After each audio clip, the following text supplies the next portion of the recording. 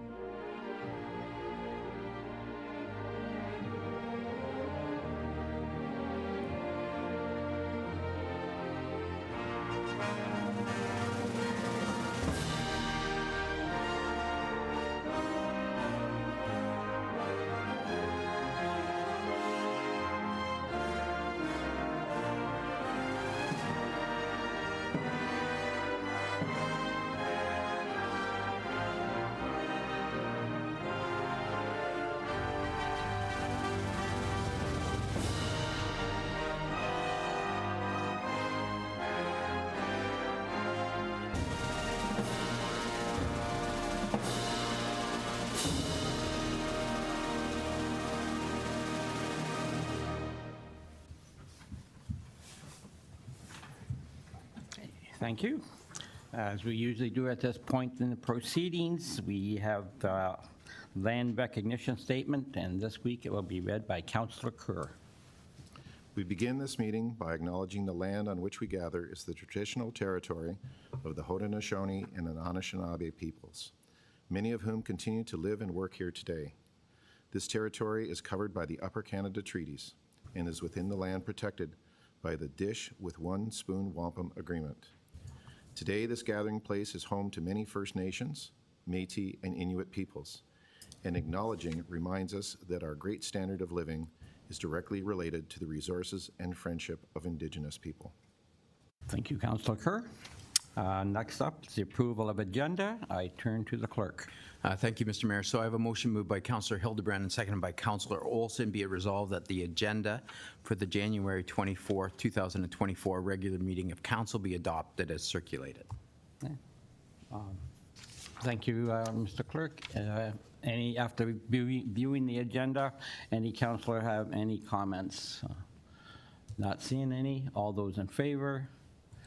All those opposed? Thank you.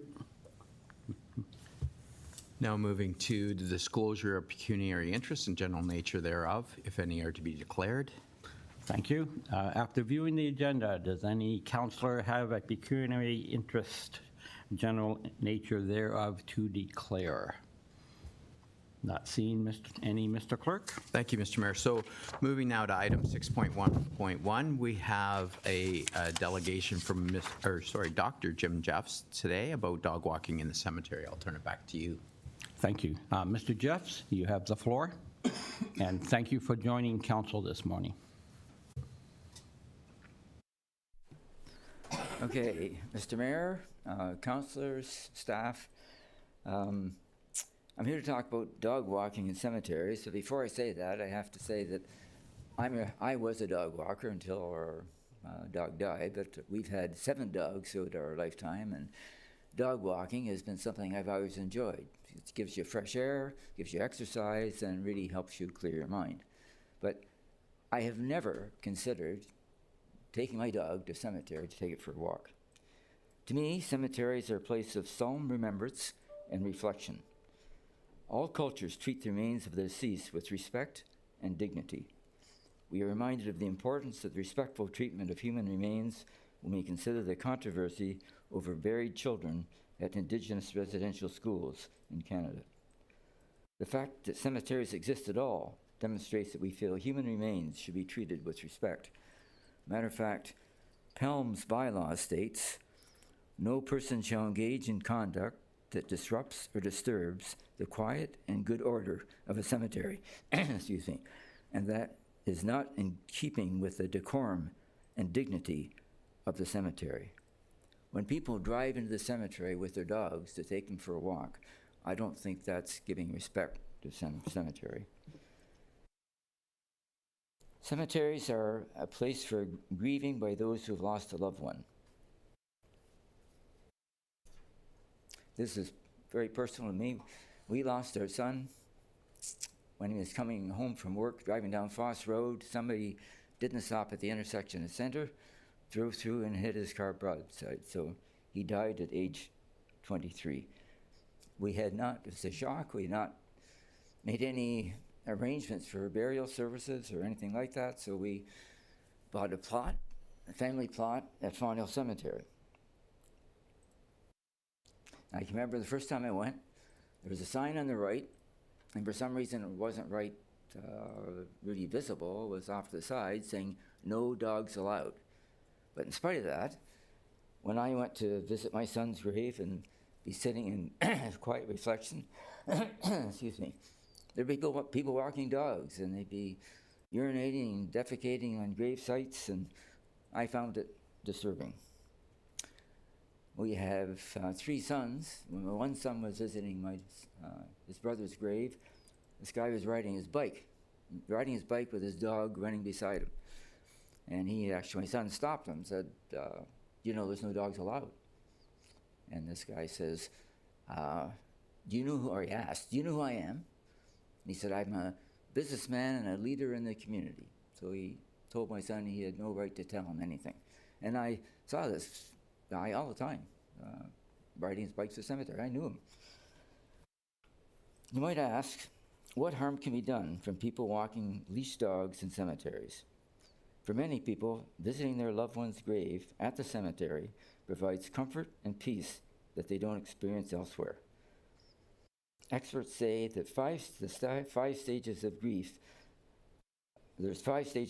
after suffering a loss. And the first stage that must be overcome is denial. Visiting their loved one's grave makes people accept the truth and helps them with closure.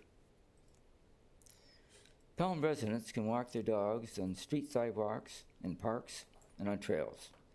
Their dogs can run at large in dog parks. I ask that council members vote against allowing dogs in cemeteries. We should treat the deceased with dignity and respect and give those grieving a quiet place for reflection and prayer. Now, if you have any questions, actually my wife did some research on what other municipalities are doing, so I'd be happy to answer any questions.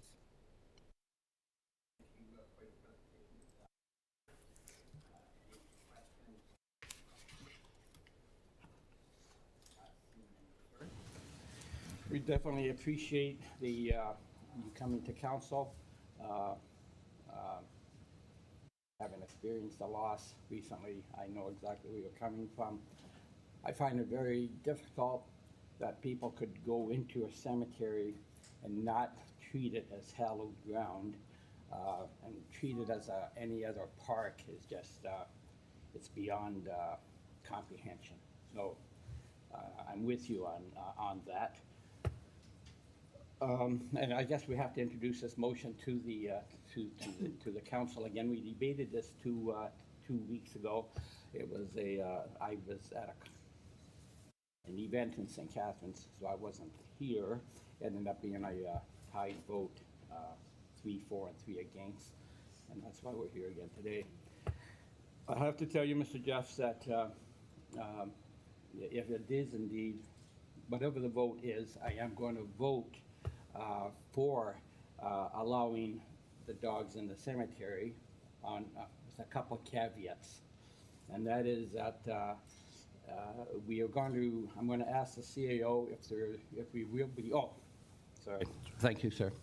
I'm going to be asking the CAO that we do, and if there's any possible way to increase enforcement. And if we do increase enforcement, we will be changing the bylaw so that there is absolutely zero tolerance anyone found breaking the rules of the bylaw. So Mr. CAO, I suppose I should turn to the clerk to hear the motion. To the clerk, please.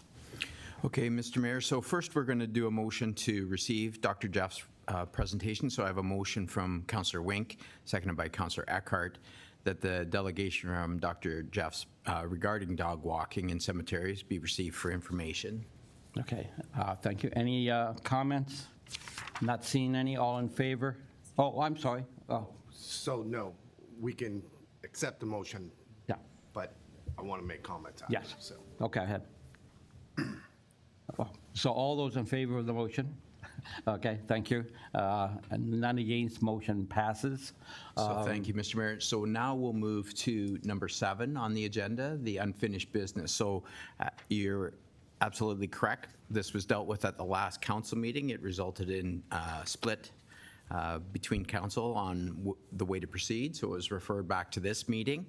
So now I'll turn it back to you for a discussion and ultimate resolution on the question of whether dogs other than service dogs be allowed within the cemeteries. Okay, and before I turn it to council, I will turn to the CAO.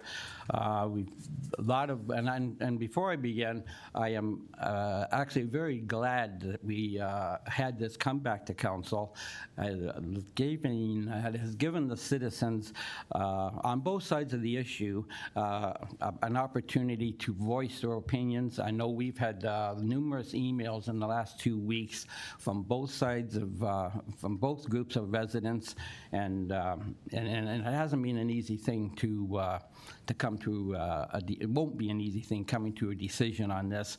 And like I said, after Mr. Jeff's presentation, I believe I'm going to vote for the for the dogs in the park, on a couple of caveats, and one of them, of course, Mr. CEO, can we increase enforcement, and what would we have to do to make sure that there is that there would be zero tolerance on any infractions? Good morning. Thank you for the question, Your Worship. So 2 ways. Firstly, enforcement of the dogs at large or any of the charges pertaining to animals has largely been done through a contract with Animal Care and Control for the past decade or so. But our bylaw staff do have the capacity to enforce the bylaw. So one of the changes that is entirely within our power is to have bylaw staff themselves also conduct some enforcement. And of course, they have proximity, and unlike Animal Care and Control that serves many municipalities, they serve only Pelham. So that can certainly enhance enforcement dramatically, and that can be enforcement at different times of day. Beyond that, to the second part of your question, currently, to my knowledge, we do have an enforcement philosophy, which is codified in a bylaw enforcement policy council passed during the last term of council. And that's served us, if I do say so myself, I think that served the community fairly well for the past 4 years or so. To my knowledge, the only item for which we have zero tolerance in our enforcement is parking in a disabled parking spot. So we could easily add this item to that list. It's a short list of items where officers don't exercise discretion. Generally speaking, the enforcement philosophy is to allow discretion to the officers because it's really hard to come up with rules that govern all the time. But for this, if it's certainly the will of council, we can make charges for dogs off leash or charges for defecation to be ones without discretion, and so zero tolerance. And that's well within your right. You can simply direct me actually to take the necessary action to amend the policy, and henceforth, that's how that would be enforced. So that is available to council, should that be, you be desirous of such. Excellent. Thank you for that, Mr. CAO. I will now open it to council, and Councilor Wink, please. Yes. Thank you, Mr. Mayor, through you. Let's be perfectly clear on this. The existing bylaw has been there for years, for decades. And the bylaw said, no dogs allowed in the cemetery. The signage in the cemetery was taken down over a decade ago. I'm not sure who authorized that, but it wasn't council who authorized it. So I get comments from people saying, well, why is this coming to us now? We've been allowed to do it in the past. Why are you digging in and saying it's not allowed now? Well, it's never been allowed.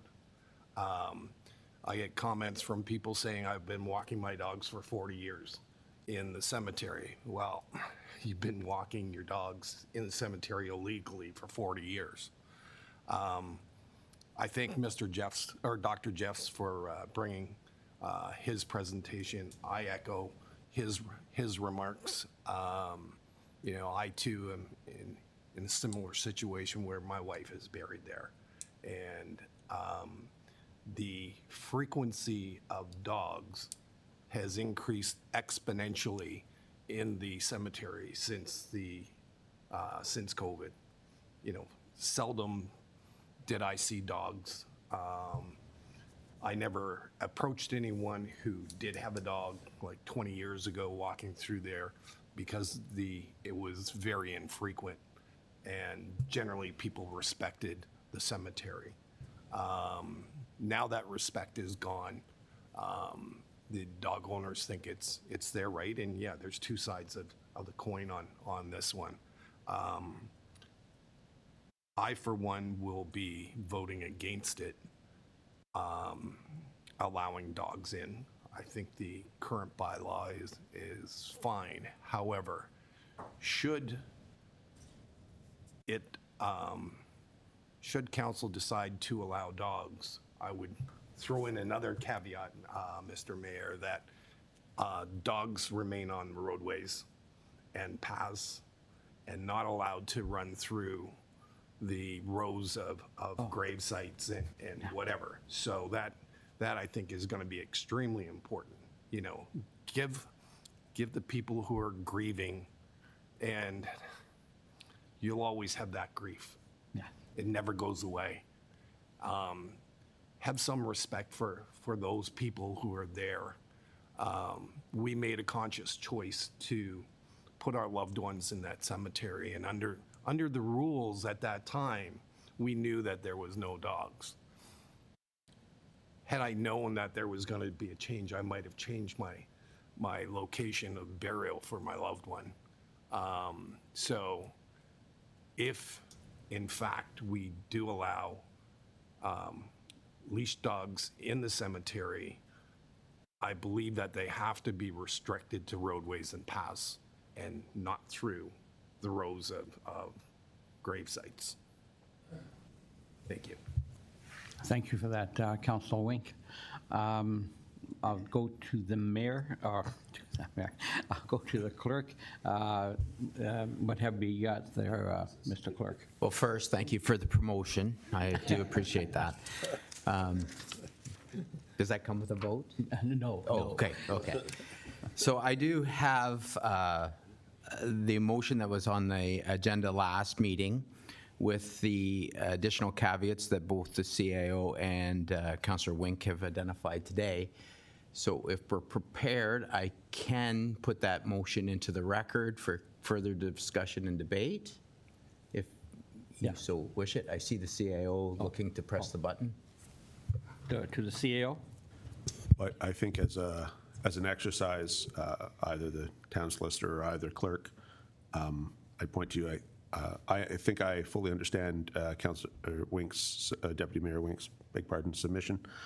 But I suspect if we're going to do that properly, that means we need new short form wording and a new we actually have to create a new offense to keep dogs on. I think that's eminently doable. I think other municipalities have that, but I think that requires further work from us.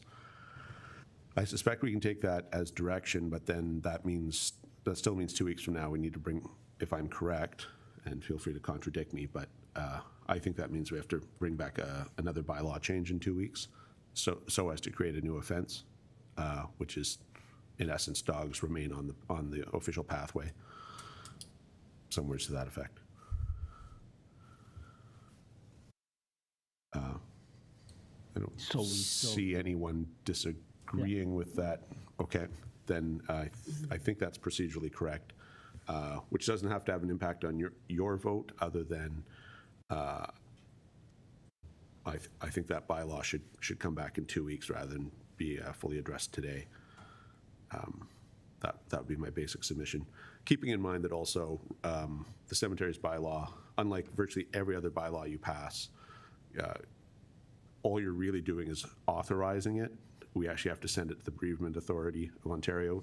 They actually pass the bylaw. They review them for consistency and a bunch of other things. But at any rate, a municipal council can't pass the final version of a cemeteries bylaw without provincial say-so. And so we're going to initiate that process. I think we need to do one more step, assuming it's the will of council to endorse Deputy Mayor Wink's suggestion. That's all, which is fine. It's just 2 more weeks. That's all.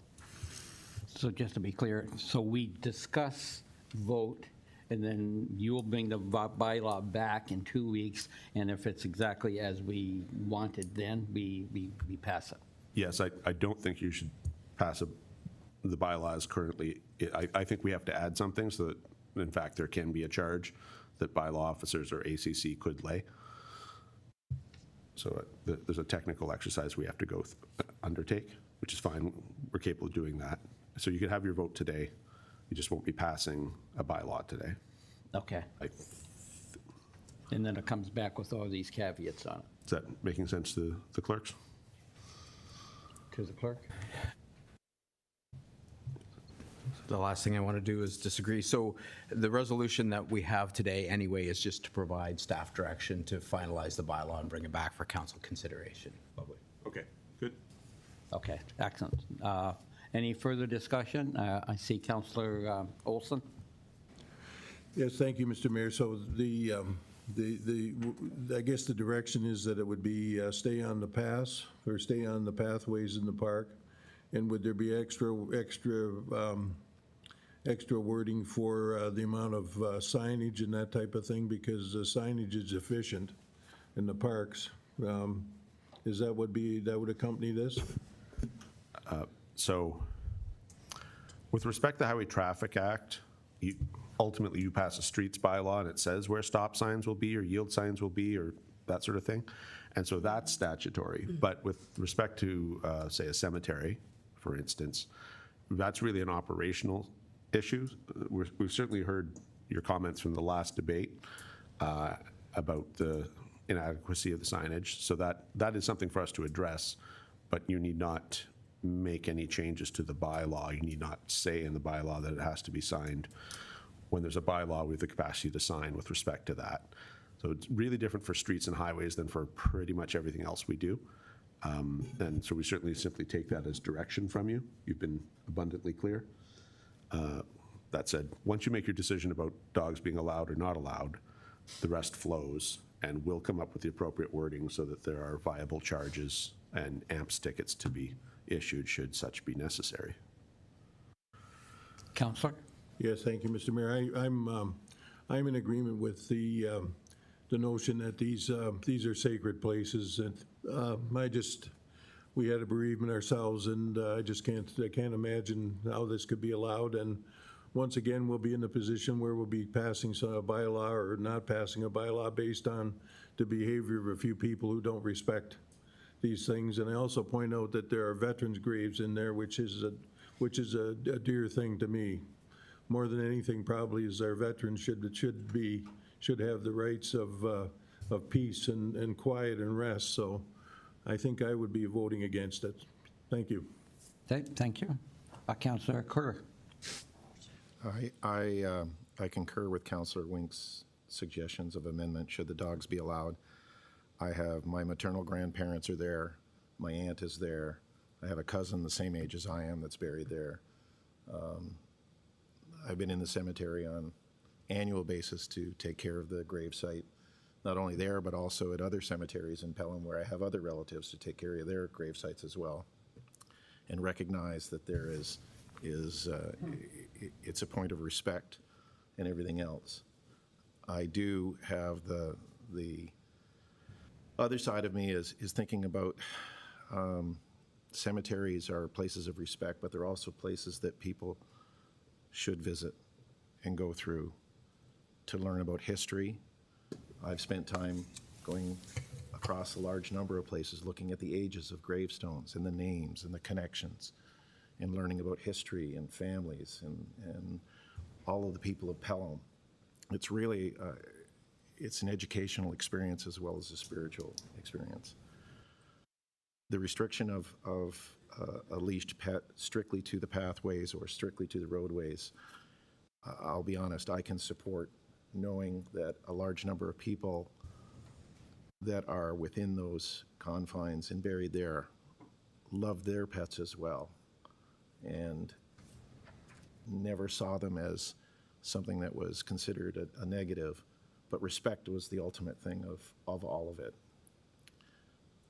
The challenge that's happened, and I believe and I understand about finding feces and other things in the cemeteries, there are significant amounts of wildlife in the town of Pelham that have a tendency to traverse large tracts of land and finding fox scat, coyote scat, and other things in odd places. I find them around my home just because I'm on a travel path, but I also know, being at Hillside Cemetery, I've seen coyote movement and other things. So it's sometimes some of the things we see may not be necessarily obvious to all of us. It looks bad, it's not good, but it's something there. So I'll be honest, my position will be to support dogs on leash, restricted to pathways, the signage present, a zero tolerance. Okay, thank you, Councillor. Councillor Nesnick. Yes, thank you very much. Not sure we have a motion on the floor with regards to whether it's going to permit or prohibit, but either way, I did appreciate receiving the email from Mr. Cribbs with regards to other local municipalities, and so I did read that 7 do not prohibit dogs on leash in their cemeteries. 3 municipalities in Niagara do prohibit that. But I concur with Councillor Kerr on his statements. Thank you very much. Okay, thank you, Councillor. Councillor Hildebrand. Through you, Mr. Mayor, I concur with Councillor Kerr's comments and Councillor Wink's comments as well. Just one thing I do disagree with, which is just a family situation. I don't have any loved ones in the cemetery yet. However, I have my reservations for my family in the Fondale Cemetery. So, but I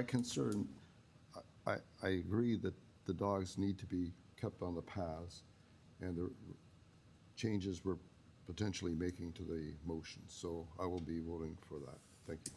Okay, thank you, Councillor. Councillor Eckert. Thank you, Mr. Mayor. I was against allowing dogs in the cemeteries, and I gave my reasons for that 2 weeks ago. I've read a number of emails from constituents. Nothing that I have read has changed my mind in that area. I agree with Dr. Jeff's presentation, and I appreciate him coming here to state those. As Councillor Olson said, it's a matter of enforcement, and you know, all bylaws and laws are made for that 2 to 3% of the population that don't adhere to laws and bylaws. So it's an issue about adequate enforcement of this bylaw. And I agree with the caveats that Councillor Wink put forward. However, I won't be supporting the allowing of dogs in the cemetery. Thank you. Okay, thank you, Counselor. I believe we've all spoken on the issue. It is indeed a serious one. We recognize both sides of the issue. That's for sure. Again, the bylaw has got to be, will be put in place for a select few that, whose actions are quite frankly, I find it incomprehensible that people can let their dogs loose in a cemetery and not have respect for the ground and for the people that have relatives in there. So anyway, we will. I'll turn to the clerk if there's no further comments, and I will perhaps. Mr. Clerk, if you could read the resolutions and somewhat with the caveats we have, please. I will. So, as a true bureaucrat, I'm going to read a proposed resolution, then I'm going to ask you to find a mover and seconder rather than inject one myself. Okay. And also, I want to assure council that after I read the resolution, I don't get paid by the word here, so. Okay.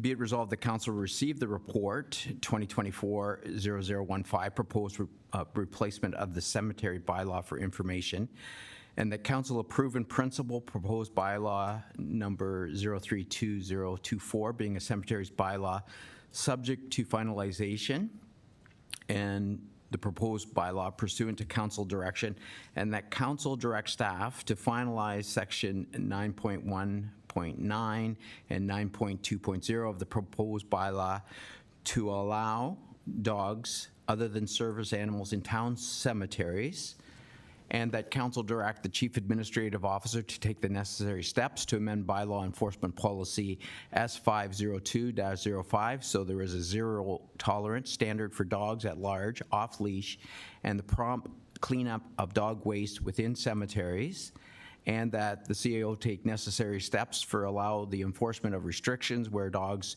within the cemeteries remain only on traveled paths and roadways, and that council direct the proposed bylaws finalized pursuant to council direction be presented to council for consideration and approval at a regular meeting of council, and that council direct staff to undertake all the necessary steps to have the proposed bylaw as considered and approved by the registrar appointed under the Funerals, Burial, and Cremation Services Act 2002.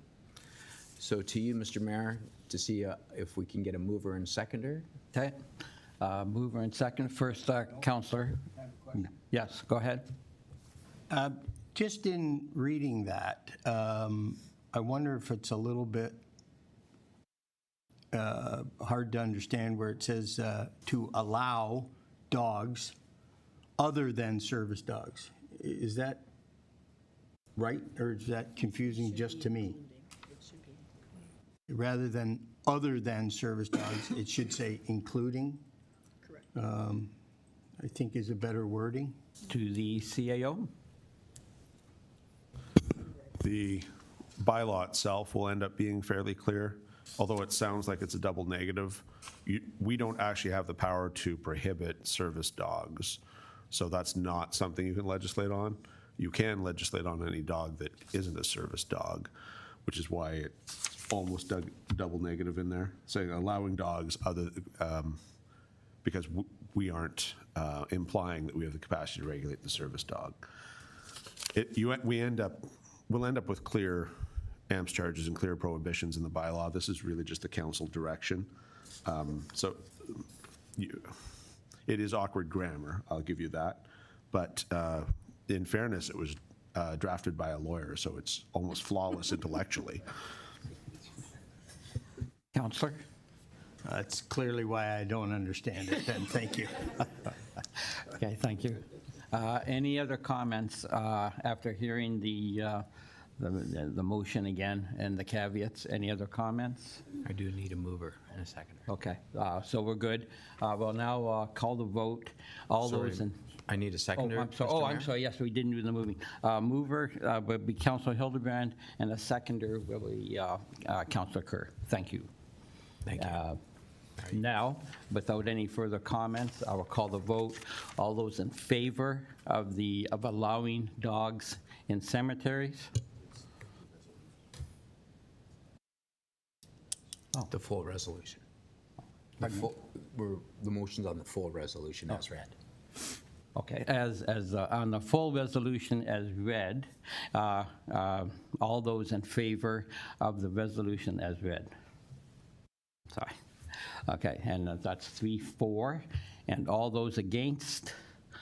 I see it's 3 against. And as I stated at the beginning, I will vote for. With these caveats. And Mr. CEO, as you, when you sent out the bylaws from the municipalities, I see that Lincoln had in there that at any time they could, and I take it if they were to get, if bylaw was to tell them that they were getting excessive charges and what have you, that they could recede that bylaw. What's the legality of something like that? Like if this ends up and we end up with a lot of infractions and bylaw is writing out a lot of tickets, I would have no qualms at all in saying, okay, we tried to we tried to keep we tried to put let the dogs and their keepers have some leeway, and if they're not respecting the bylaw, I would have no qualms in rescinding that. What would be the correct way to do that? And I suppose I should have been asking this question before we voted. No, fair enough, Your Worship. So for the vast majority of decisions council makes and the vast majority of bylaws you pass that are not statutory ones required by Ontario or where a provincial law doesn't require a public meeting kind of process. So this one, for instance, would apply.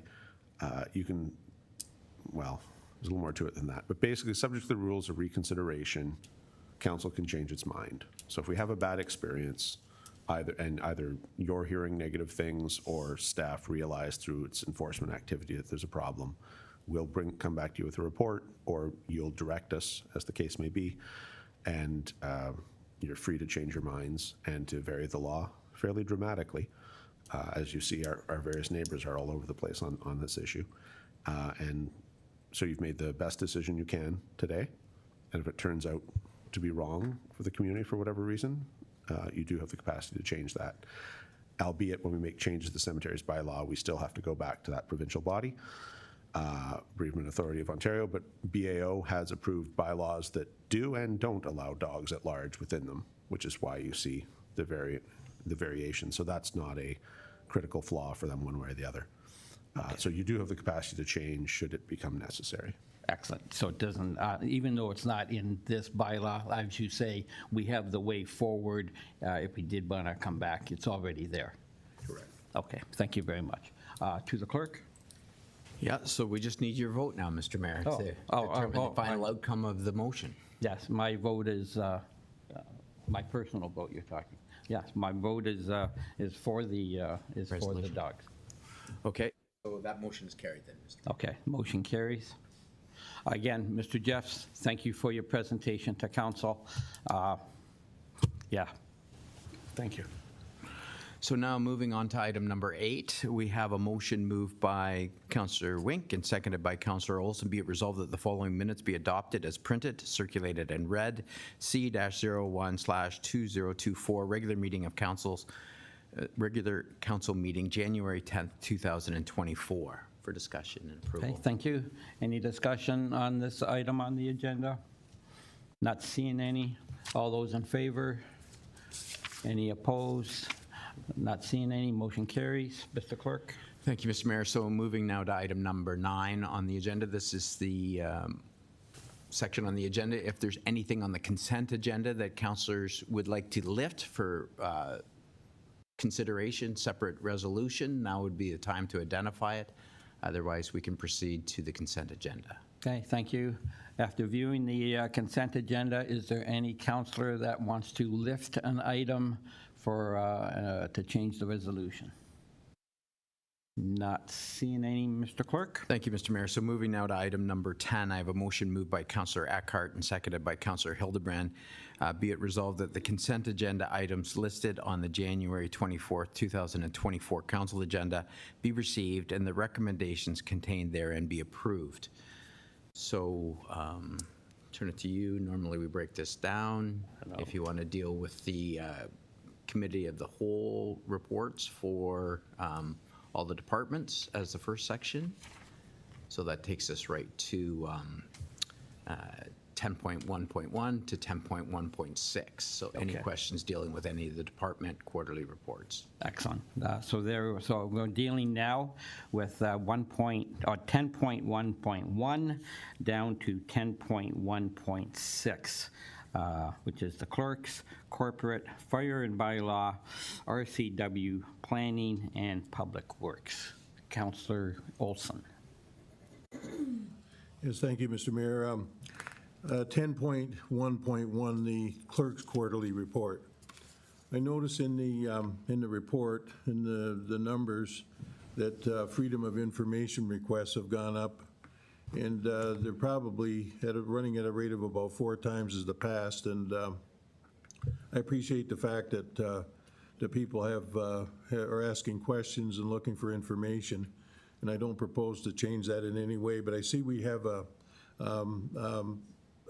software package called Veil that we're using. How will that change things for freedom of information requests in the future?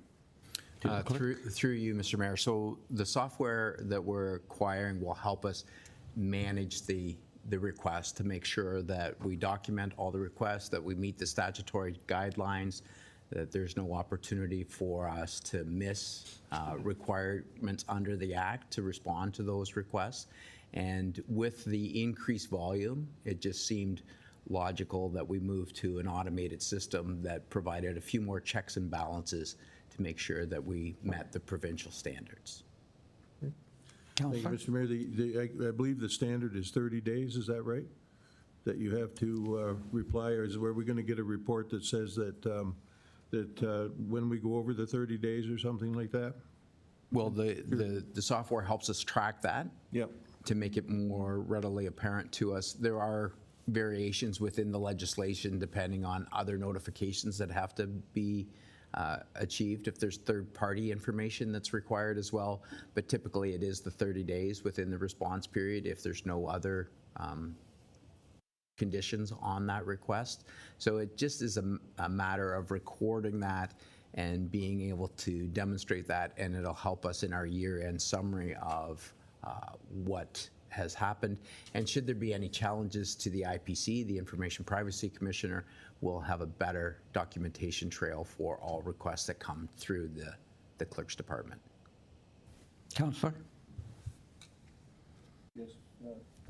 Thank you, Mayor. It sounds like a step in the right direction to me. Thank you. Okay, thank you.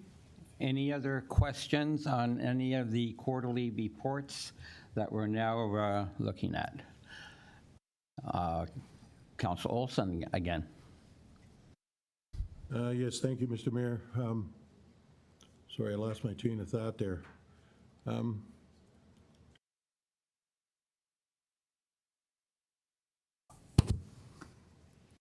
sorry. Yes, Mr. Mayor, I want to ask a question about a couple of the things here we have. We have quotations received, and I want to point to the one called park entry signs, and I believe the procedure is 3 quotes. We have 2 quotes and no evaluation accompanying it. Is that the practice? And also point to the fire station quote for, the budget was, I believe, $50,000 for the design of the new fire station, the conceptual design. And we awarded a contract at $9,200. It appears that sometimes We don't require the 3 quotes from the report we have in front of us. Who to?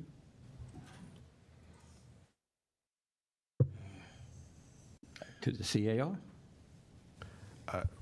Yeah, through you, Mr. Mayor.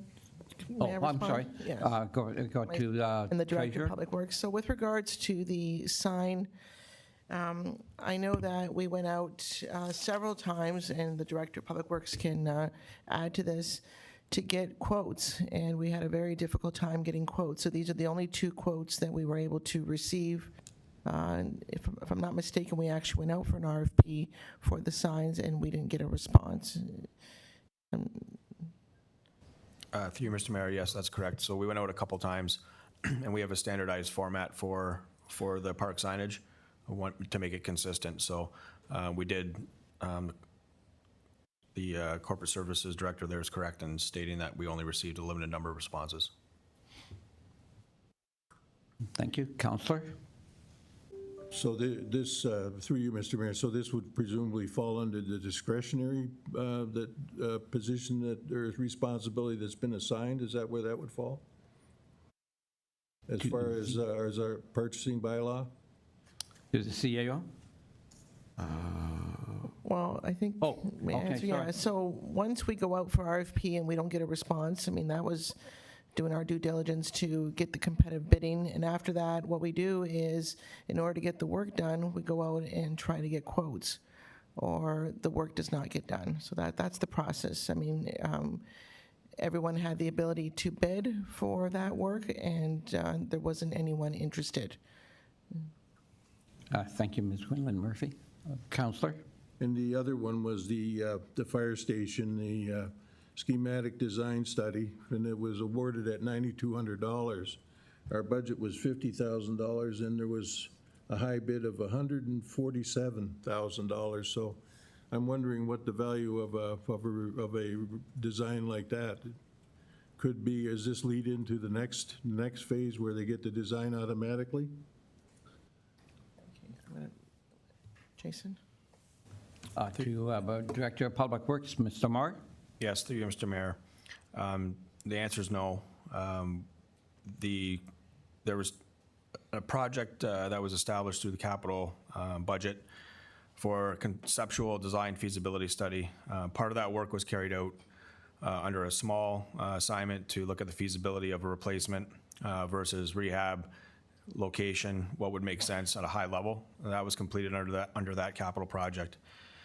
An RFP was issued for the conceptual design. Now that we knew that the location was right, an RFP was issued to go out to consultants, architecture firms, for doing a conceptualization of a new fire station on that site. That work is still in progress. That's the assignment that was, I believe, was $9,500 awarded to Ramondo and Associates. So they are currently working on that assignment. They will be coming to council with a more fulsome report with respect to the conceptual design, looking at rehab versus replacement, and giving council some options and direction on how we should proceed. Council, so that's I hope that answers that question. Yes, there is remaining funds left in that capital account. Again, the market determines what the pricing is at the time for the work that we're asking for. And then moving forward, council has approved an additional assignment for doing the actual detailed design work for the new fire station.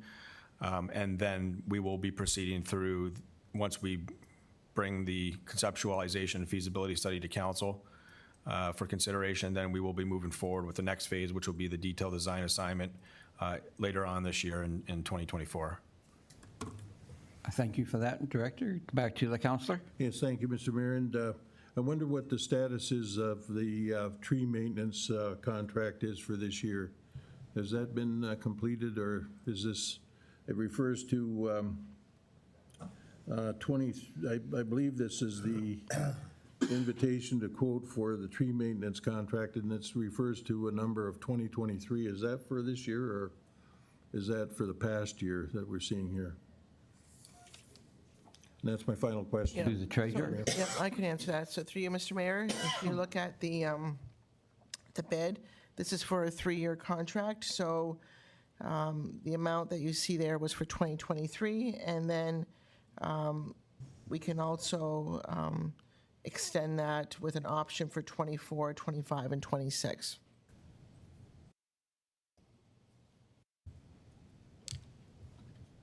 Counselor? Oh, thank you, Mr. Mayor. That clears that up for me. Thank you. Okay, thank you. Any other questions? Go to Counselor Hildebrand. Through you, Mr. Mayor, I'd just like to make a comment with regards to the Armando and Associates bid at the fire station as well. They're a very competent architectural firm. They're local. They've done a lot of fire stations, and that's why I believe the bid was so low. And I think they're an excellent choice. Excellent. Thank you for that, Counselor. If I don't see any other counselors with a comment, I have a question to 10.1.6 Public Works. And then I've talked to the director about this before, but just but to do it in open session. Jason, Mr. Marr, again, when referring to the stormwater pond at Station Street, it has been on the books for a couple of years. I'll be kind there. I'm wondering, is it, again, because it's NPCA and I guess you've told me it's not an NEC. I know in the past permits seems to be the one thing that's been holding things up. But anyway, overall, are we getting ready to, and will this project be completed this year in your estimation? Through you, Mr. Mayor. So you are correct. The project has been active for some time now. There was issues with respect to accessing the site, gaining permissions and approvals from the regulatory agencies, and as well as utility companies that had infrastructure adjacent to the site.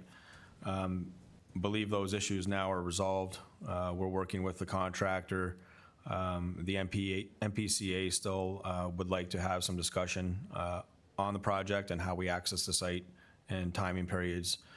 We are scheduled to meet with them next week to discuss that, and following that, we will be working with the contractor to establish a schedule moving forward, and the anticipation is that we would move forward with that work to be completed in the summer of this year. Excellent, excellent. I'm glad to hear that. Thank you for that. Any other questions on this item section? Not seeing any, Mr. Clerk? Thank you, Mr. Mayor. So maybe now we could move to 10.1.7 and 10.1.8 if there's any questions around those two items. Any questions on those items? Councilor Hildebrand. Through you, Mr. Mayor, to item 10.1.7, LED lights. It's interesting, in the subdivision I live, which is by Harold Black Park, I live on Darby Lane and Beckett area. Right next to me is the Edward Lawrence Deborah area, and that area has not been converted yet. My area has been converted. The significant difference in the lights is considerable when you look at it. In the past, the sodium halide lights outside my place and my neighbor's place literally lit up the front yard.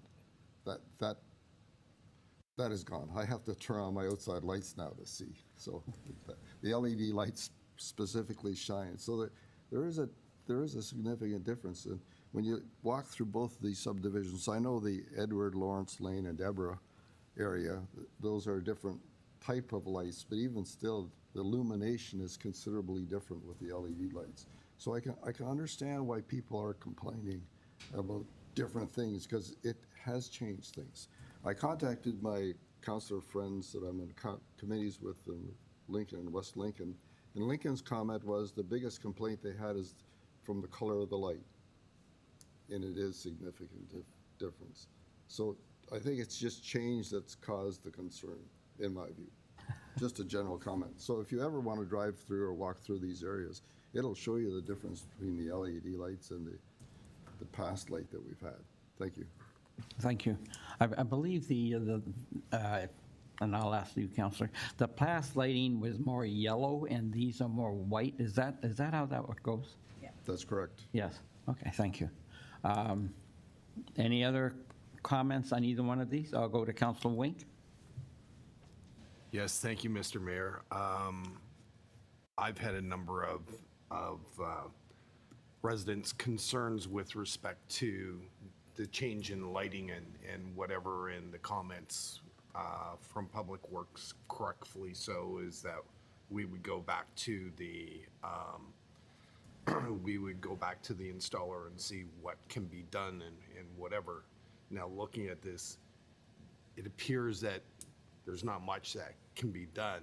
So other than telling our residents, you got to learn to live with it, is there any other message that we as council could make to the residents to address their concerns? Okay, and I'll turn to the Director of Public Works, please, Mr. Moore. Through you, Mr. Mayor. So we've also, as a department, have received numerous complaints with respect to it being too bright. We do have a solution for that. In certain instances, we're able to put some shields on that block the light spillage onto private properties. And what's happening is the councilor was right with his remarks that the old lighting system had a lot more light pollution, we call it light spillage, and which would illuminate the private properties. The thing to remember in the way the design was completed was that the lighting is for the roadway and the sidewalks. So that's number one. That's how we designed it. We asked the consultant whether or not we could increase the output for fixtures to make it brighter. The comments, and I think it's in the memo back, was that in doing so would just create more hot spots on the road and create darker areas on the road, so it would be an uneven distribution of light. So other than adding additional poles and more infrastructure to the network, there's really at this point nothing that could be done to create brighter areas by increasing the output without negatively impacting the lighting on the roadway. Councillor? Yeah, thank you for that, Mr. Mayor. Okay, thank you. Councillor Nesnick? Yes, thank you very much. I just have two questions on this subject. So the first one is just in planning for our newer subdivisions, going to have LED lighting. Will there be closer proximity or additional poles put on the streets so that there's a more even flow of lightness going through those subdivisions, so we don't have this, like on my street, there are certainly some black spots even on the road as we go down them. That's my first question to you. To the Director? Thank you. Through you, Mr. Mayor. So yes, we follow standards. RP8 is a universal lighting standard that we follow for roadway lighting. So any designs that come through for new developments will be scrutinized and reviewed against those standards. So they provide the minimum spacing for poles and the lighting for the roadway. So that it does happen with all of our reviews now, yes. Thank you very much. And then just a plan for repairs. I know there is the complaint or the process that you put in on the computer that there's been a light outage, but I have heard from residents that they've been waiting and waiting and waiting for repair for their light. So when the light is out, it's very dark. So it's not as though as you said, the older lights on the other streets that haven't been converted, if a light burned out, the road was still quite bright. Now the problem is these are softer lights, which I personally do like.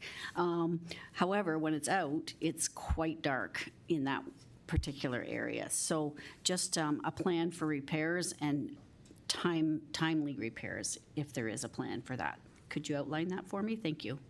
To the Director? Through you, Mr. Mayor. So if it's an issue with a new LED light that's not functioning properly, then we will address that with our contractor. That'll be under warranty at this point in time. So as it stands right now, we have a contractor that has been working with the town for many years doing our streetlight maintenance and repair. They are still the contractor on record for the town. We will be very shortly, if we haven't already, be releasing an RFP in coordination with the town of Lincoln and the city of Port Colborne to do a joint RFP and tender process for retaining a new contractor to do our streetlight maintenance. We expect it to be, again, a lot less maintenance than we had with our old system, but still the same process would apply if there's a streetlight that is not working properly.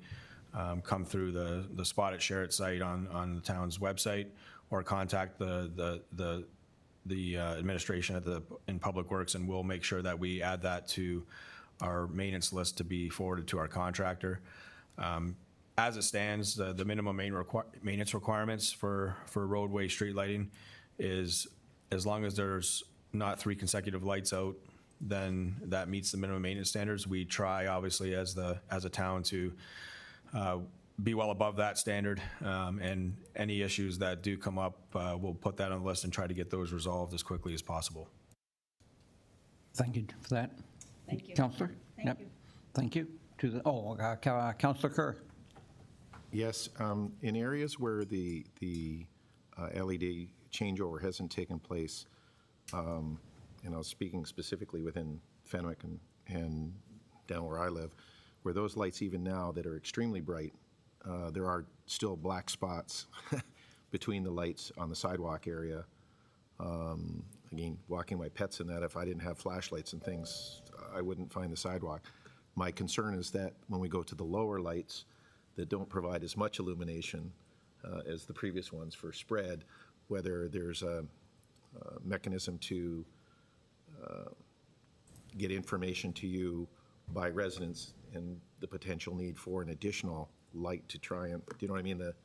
If your distances right now overlap this much, but then you go to the new lighting and now you create gaps that hadn't existed in the past. Is there a way to get additional lighting? Again, it's more for pedestrian safety that I'm looking at than it is specifically on the roadway.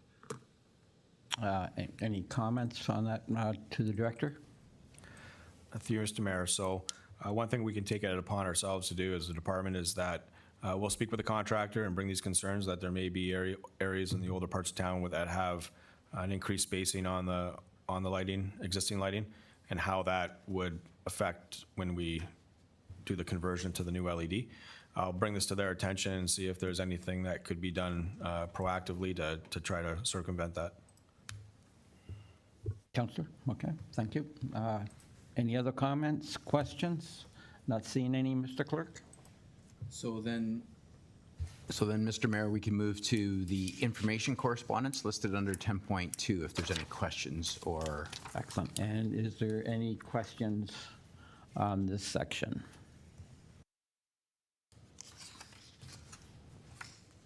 Not seeing any, Mr. Clerk. Thank you. So the resolution is on the floor to adopt the consent agenda items, so we can proceed to the vote now. Okay, thank you. All those in favor? And don't see any opposed. Motion carries. Thank you, Mr. Mayor. So now moving to item 12 on our agenda. First up is 12.1.1, and you're going to provide council an update on your submission to the Provincial Standing Committee regarding the region of Niagara review. Really? Yes. It can be short. Yeah, it will be short, but no, of course, I was representing council, and I have no problem doing this, obviously. So this was last Wednesday at the Holiday Inn. The provincial government brought their show to town. Wanted to hear how local municipalities were doing. It was actually about housing, but actually in that whole area was also if we had to make changes, what would you like to see, or how would you like the government to, the form of government to proceed into the immediate future and beyond. After discussions with the CAO and other various members of council, I put forward the idea that Pelham is doing very well as a standalone community.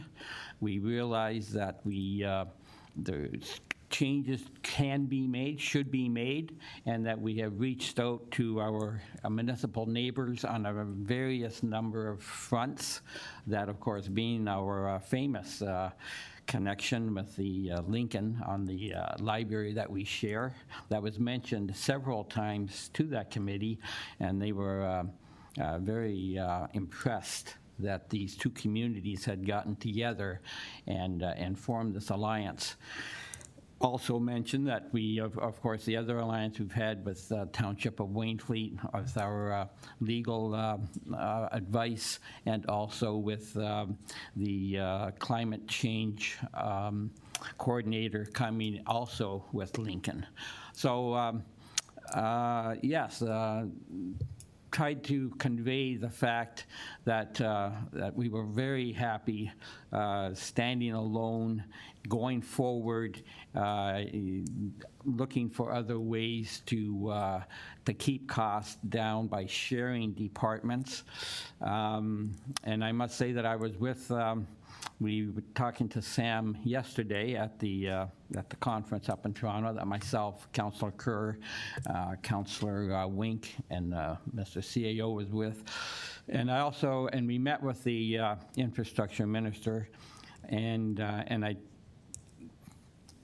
hinted to him quite strongly that in my discussions with people, with mayors at the regional council, that perhaps that would be one way that they could change the governance, and that would be lowering the number of representatives that sit at the regional council. Right now we have 32, we have 12 mayors, and of course quite a few other representatives. And quite frankly, some nights it gets a little long when you see members looking at the camera and stating something that has been stated 4 other ways before they got up to talk. So really, I would really love to see, and as would most mayors, a reduction in the number of regional councillors. But whether that will all come back to us recommendation-wise, probably the end of summer. Whether or not they act on that, hard to say. But most municipalities, I didn't have to speak until 4 o'clock. I got there at 10 o'clock in the morning. I wanted to get the gist of what the other municipalities were saying. And other than the mayor of Niagara Falls, my good friend Jim Diodati, and perhaps St. Catharines. Jim Diodati, he said he could live with one city, but he was rather have 4. And similar thoughts were voiced by the mayor of St. Catharines, Matt Cisco. But other than that, the vast majority of the municipalities were listen. Please leave us alone. We can sort this out. We will improve, and we realize that steps have got to be taken, and we're willing to take those steps. Most pointed out the loss of identity, especially in the agricultural field, in the amalgamations of Ottawa area and also in the Hamilton area. The agricultural communities in those 2 regions now have a very hard time making their voices heard with their urban neighbors. So yeah, it was productive. You had 8 minutes to talk, and then you had to answer questions, or had the opportunity to answer questions. And I felt the whole exercise was interesting to go through. At the same time, it did seem somewhat, I also pointed out, one thing I did forget, again, the fact that Pelham has over 1,000 housing units ready to go. And of course, periods of high inflation, most developers have pulled back somewhat, but that isn't this council's, that isn't anything that falls on this council. This council has made the building units available, and the fact that they haven't been acted on yet is definitely doesn't hang on this council. So all in all, I think this particular round, for sure, that committee heard rather loudly that the majority of the municipalities, the vast majority of municipalities, are not interested in amalgamation, and we would like to be left to our own resources to continue sharing facilities and looking at new ways to share costs with our neighbors. So that's my report. If there's any questions, I'm more than willing to take any. Councillor Kerr. Yes, just as a follow-up, my understanding, and it might the CAO, there's going to be a second round of this standing committee coming. Has there been any information? Did they, or are you aware of the information of when this might be and what the format of that might be? So very vague, but it is in May. The second round is in May. I don't believe they have any times or place of where that will be. But yes, there is one more time for speakers to address the committee again. Thank you. Councillor Nesnick. Yes, thank you. I just wanted to share my thoughts with regards to, I did observe and watch the goings-on last week, so I just wanted to commend the mayor on a fine job representing our town and our citizens and getting our viewpoint across that we are a healthy, independent town who operates very well, and we are looking for creative solutions and have made some really wonderful steps forward in terms of collaborating with our neighboring towns.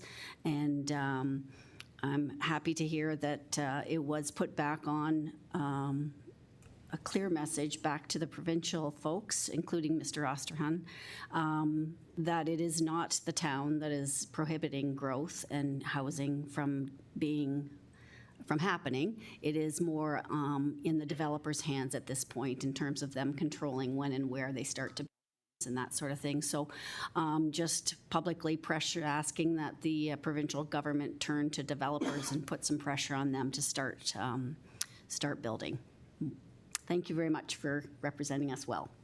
Thank you for those. Thank you for your kind words. Thank you. Councillor Olson.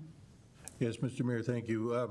Yeah, I was there, and I think there was actually a fan club for our mayor at the event, because it seemed like people were eager to go home, but they stayed for the main event. So, which was Mayor Junkin, who made the points very clearly what we wanted to do and what we want to have for our community and the values that we have. We don't want to be part of a big city, and that was made very clear. And it was also looked like you could almost see the struggle between fair enterprise and the fair market underlying everything, because it was people are looking at how much faster they could make things happen, how much bylaws could change. And I was left sitting there thinking about the Transit Commission. We only have 15 or 16 members, I think, which I guess we could be, if all the large communities got together, like Welland and St. Catharines and Niagara Falls got together, they could overwhelm all of us with their votes, I think,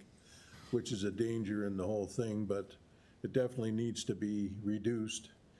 And the other thing I saw was the direction to move as many things regarding planning as close to the point of decision as possible. People really didn't want to have regional planning, and they had a few things they could accept, but it's going to take a new model, new governance model to manage things like water, police, and those types of things. And I would suggest that the Transit Commission has the model as the one that could be the one that works and reduces the size of regional council.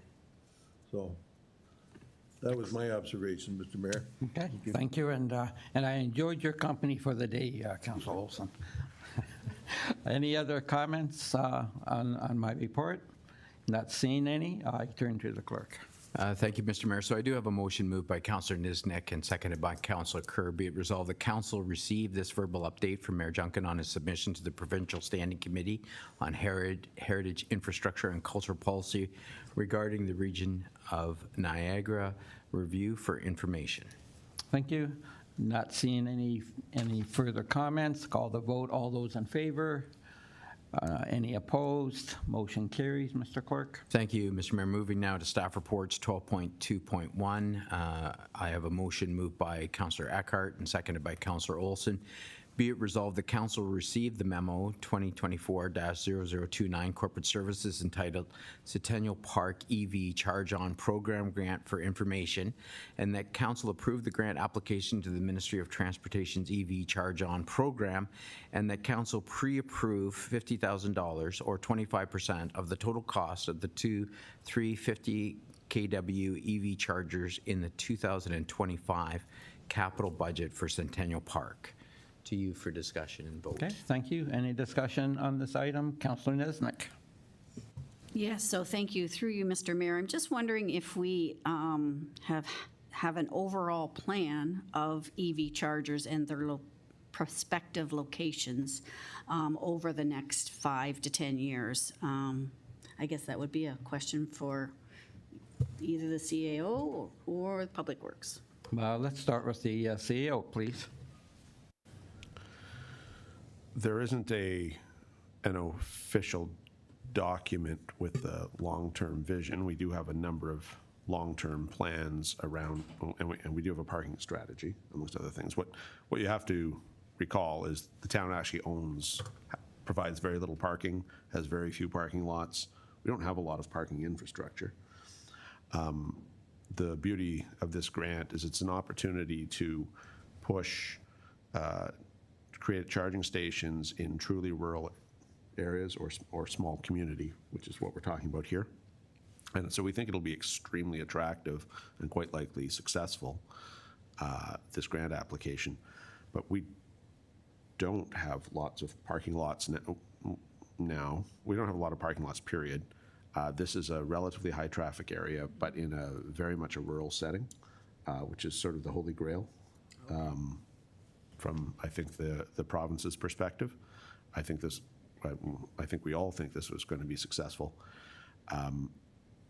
We can look at the other, but the truth is we already have parking charging stations here at Town Hall, and we have them at the MCC, which are our two premier facilities and assets in this community from the corporate perspective. Right. And the others that other areas where you can park are primarily private property. And that's not what this grant is. And there may be future opportunities for, we have grocery stores, we have some commercial plazas that may be excellent locations, but, and perhaps future grants will allow the town to support or assist somehow. But those aren't our properties and and certainly at the moment aren't places we can be involved in this as an activity. So we're limited to our own lands. And this is the last best. We did do a study to look at the viability at the shops of Ridgeville, and it was a negative response, fundamentally. So that's not viable at the moment, which leaves this as the last best option on municipal land, given our current municipal land inventory. So here we are with our last best opportunity, and we think this will be successful. We hope you feel the same and are prepared to support it. Nicely, because we can do it in 2025, we don't have to ask for money that isn't currently budgeted. This does work into several of our long-term plans, and sort of, if we are successful, we can build this into the 2025 budget without having to find in-year funding or rate a reserve in an unexpected fashion. So it really kind of works well. The timing's very good. Councillor? Yes, good, thank you. Certainly I agree with the plan, and I'm certainly supportive of it. Just wondering if you'd consider also maybe one of, like downtown Fenwick, or is the parking lot behind the library town property, or is that private property? I'm not sure. So, but maybe one there in the future as well as a next step. To the CAO. I can say we did canvass and consider those options. We looked everywhere we own parking. And this is we think this provides the biggest bang for the buck. It also fits in with the grant criteria very well, at least in our opinion. So it really seemed like the best opportunity. Good. Okay. Councillor? Thank you. Thank you. Let's go to Councillor Hildebrand. Through you, Mr. Mayor, to the Director of Public Works. I know that the older subdivisions basically are designed where each transformer, the pad-type transformer services 10 homes at 100 amps. The new subdivisions are 10 homes at 200 amps. The concern I have for Centennial Park is, does it have the capacity to absorb the huge electrical load that are imposed by EV chargers? Because that's a significant cost. We know that recently we've had low voltage phase imbalance issues, and that was solved this last summer by the transformer update west of the E.L. Crosley High School. But now we're going to be imposing a specific load at a specific place, and I'm not sure that that park has that load capacity, bearing capacity. Could you respond to that, please? To the director? Through you, Mr. Mayor. I don't have that answer readily available. I can get that. As part of the grant, we'll also be speaking with the utility provider to make sure that there's the power there. So that's something that we'll take away and look into, and it'll be part of the grant submission as well, to get clearance on that. Thank you. To the councillor? Are we proceeding too fast to apply for the grant and then all of a sudden incurring a large electrical infrastructure cost to place these EV chargers into place? To the director? We'll go to the treasurer. Yeah, so through you, Mr. Mayor, the grant application date is January 30th, and it takes a while for, the grant funder to get back to us. In the meantime, we can do the research, and let's just say that it's not feasible. We can always go back and tell the grant funder that that this is the additional cost that we need, and either they can help us with the costs, or we can say we can't do it. But not to apply, I think that's not a good idea. To the councillor? That's good, thank you. Okay, thank you, councillor. Councillor Kerr? Oh, wait, councillor, to the director of public works, please. Through you, Mr. Mayor. The grant writers have informed me that they already have done that step. They've discussed with Hydro, and there is enough capacity there for the 2 level 3 stations. Excellent, thank you. Oh, very good, thank you. Now I turn to councillor Kerr. I like the speed of that answer. That's amazing. I guess my comment is, in following up with Councillor Niznik, the Centennial Park location I think is ideal. High traffic, large number of people going through, prolonged periods of time that people are there with their children for potential charging situations. The sports events that go on there are prolonged times where people are staying there. I'm sure that we could convince the pickleball people to walk a little further if they have an electrical charging station. But I think it's great, and I was going to just echo what the treasurer said. The deadline's the 31st of this month. We don't have a lot of time. I think if the iron's hot, let's go for it. Let's grab it.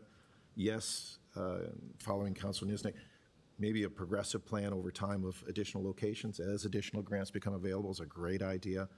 The area behind, the parking lot behind the library, unfortunately, the amount of use is going to decline rather dramatically with the closing of the Gavel, which always filled that parking lot many evenings and other ones, which is unfortunate. But so I think for this time going through, Centennial Park's a great location and an excellent idea, and the chance to get the money, I'm fully in favor of this.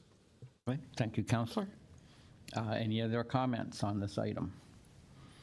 Not seeing any. I turn to the clerk. Thank you, Mr. Mayor. So seeing no other questions, we could proceed with the vote. Okay. Thank you. All those in favor? Seeing none opposed, motion carries.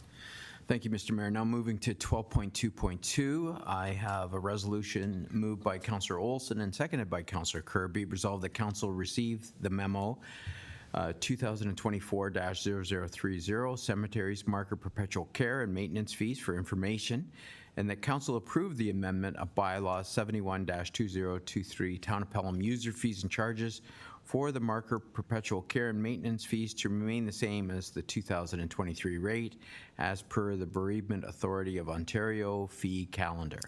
For information and vote. Thank you. Any comments on this agenda item?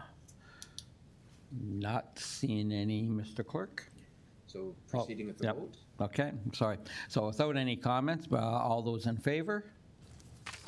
And I see none opposed, motion carries. Thank you, Mr. Mayor. Now moving to 12.2.3, I have a resolution moved by Councillor Hildebrand and seconded by Councillor Wink. Be it resolved that Council receive report 2023-0034, automated speed enforcement options for Pelham for information, and that council determine if the implementation of automated speed enforcement in the town of Pelham is desirable, and that if the implementation of automated speed enforcement in the town of Pelham is desirable, that council direct staff to investigate the financial and operation requirements of the same. To you for discussion. Okay, thank you. Any councillor comments, questions? I'll turn to our former police officer, Brian Eckert. Councillor Eckert. Thank you, Mr. Mayor. I think I was the one that initiated our council to start this process. It's an excellent report. Thank you very much. Just to give a little bit of background, recently there was a CAA survey that was done, and one of the overwhelming 87% of people, their biggest complaint was excessive speed in neighborhoods. And another study done by a safety council said that there is a reduction of collisions by 80% by reduction of speed and speed enforcement. Those two in itself, I think, support our proceeding with this automated speed cameras. To those people who it adequately says it in here, that there's going to be people that are going to complain. And I have two words for those people: slow down. I have no sympathy for them whatsoever. I understand that there may be an issue, people go through an area and then at the end of the month they get 6 tickets, and we've all heard those things. I don't want to comment on their driving skills or their mental capacity, but the signs are there, it's well publicized, and if you're driving through a neighborhood 6 times and getting 6 tickets, you need to adjust your driving or go a different route. These are not cash grabs. They're put up in areas, it's very clearly outlined in the legislation. They have to be in school zones or in community safety zones that are established by the local council. So I am in full support of this. I think it was an excellent report by Ms. Sturton. I do have one question for her, and I mentioned this to her before the meeting. I don't like to ambush people. But I know there are the issue about maintenance and vandalism to these things, which, by the way, I see that I saw a new camera put up, I can't remember where it was the other day, in Vineland, sorry, on Regional Road 24.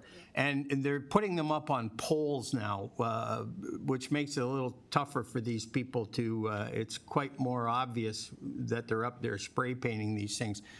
But I think people should understand that these are criminal acts. That's vandalism. That is mischief to vandalize something like that. So, there needs to be enforcement in that area too. But there are companies out there, at least one that I know of, and maybe more, that if we were to engage that company, all maintenance, repairs, etc., are borne by that company. It doesn't come back on the municipality to have to repair or maintain those.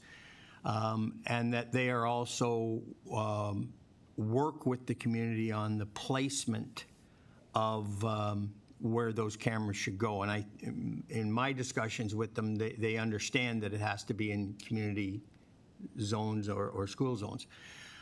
The big issue would be the administrative part of it, and who handles that. And secondly, although it is not designed to be revenue generated, we know the way people drive, so there is going to be some revenues generated. And what's the split on that, and are we able to, the town itself, if we initiate this, are we the recipients of that money and not the region, et cetera? Thank you. Now I'll turn to Ms. Sturton. Through you, Mr. Mayor, thank you for the question. So let me start with the regulations under the Highway Traffic Act that permit this system to be in place. So municipalities have had the ability to implement speed enforcement cameras since 2017. At that time, the only remedy or punishment available for exceeding speed and being identified through the camera was a Provincial Offences Act charge. And in that scenario, the fines that are collected are largely attributed to the region. The town doesn't see very much of that. But in 2022, a new regulation was implemented by the province, which permits the town to enforce speed infractions with cameras by way of administrative penalties. And council will recall that we've recently reworked the administrative penalty system here in the town so that we have a more streamlined and I hope more efficient way of administering that system. So if council were to proceed, my recommendation would be that we bring it within the administrative penalty system as opposed to relying on Provincial Offences Act charges, because in that scenario the town does receive the monetary penalties that are tied to the infractions. Now, with respect to the idea of having an external company involved, that could potentially provide some cost certainty in terms of the initial outlay and the maintenance costs, that kind of thing. However, it won't provide a full it won't be a full service package in the sense that the town has to administer the administrative penalty system. That's our bylaw, that's our job. So I think there would nonetheless be staff costs, time costs, that sort of thing associated with the system, even if it is in the administrative penalty regime. But certainly there is, I think, the possibility of working with an external company, provided that we have I think, a separate contract that sort of may not be tied to the amount collected. I think that wouldn't feel right to me if we were tying it to the amounts collected, because then there's an incentive, right? So I think it would have to be a separate contract, potentially flat rate. I'm not sure how the company would do it, but that's how I would see it being implemented. Councillor? Okay, thank you very much. Well, my final comment would be that I would hope council would endorse this moving ahead and investigating the possibility of the town initiating our own program. And then the next step would be to lower the speed limit in especially the downtown area to 40 kilometers an hour. And that'll be my next step. So thank you very much. Thank you, Councillor. We'll take it one step at a time. No comment on the second step right now. Comments, Councillor Kerr. Yes, thank you. Through you, Mr. Mayor. The process here, I think, is highly valid. It's worthwhile going through. Having traveled significant areas where they have automated speed checks in multiple countries and seeing how they utilized it, what was a particular interest was how they identified those areas to the drivers. In some cases, it was not relied upon as just strictly a flat sign. It was actually an illuminated sign that actually had a blinker on it so that it caught people's eyes to recognize they were moving into a speed tracking zone. And in fact, when I was out on the East Coast, they have that in place, and they actually have one of the digital speed indicators in advance of the speed zone blinking, so a person has a sense of what speed they're at even before they enter. And they said it was a significant reduction in speed going through, because not only did they have notification of how fast they were traveling, but they immediately knew before they hit the speed zone whether they were above or below it, which, I mean, kind of defeats the purpose of telling somebody or warning them ahead, but ultimately what it did was get speed down. We do have these digital signs. They're fine because they tell people they're going that fast, but they don't see a negative repercussion if they're going excessively, because unless there's a policeman there with a radar gun, they're not getting caught. Well, I think now we have a way of saying, no, you've been warned, as well as providing the enforcement of it. So I'm fully supportive of this. Thank you for that, and you're right. The whole idea of this is to slow down. So if we do put another sign and give them that last chance, well, so be it. Mission accomplished. So I'd be fully supportive of also putting that in to our legal expert. Thank you, Mr. Mayor. Just on the point of signage, the regulations clearly prescribe the types of signage that is required. And in fact, it's a placard that is a picture of a camera that says municipal speed camera in use. So that's legislated.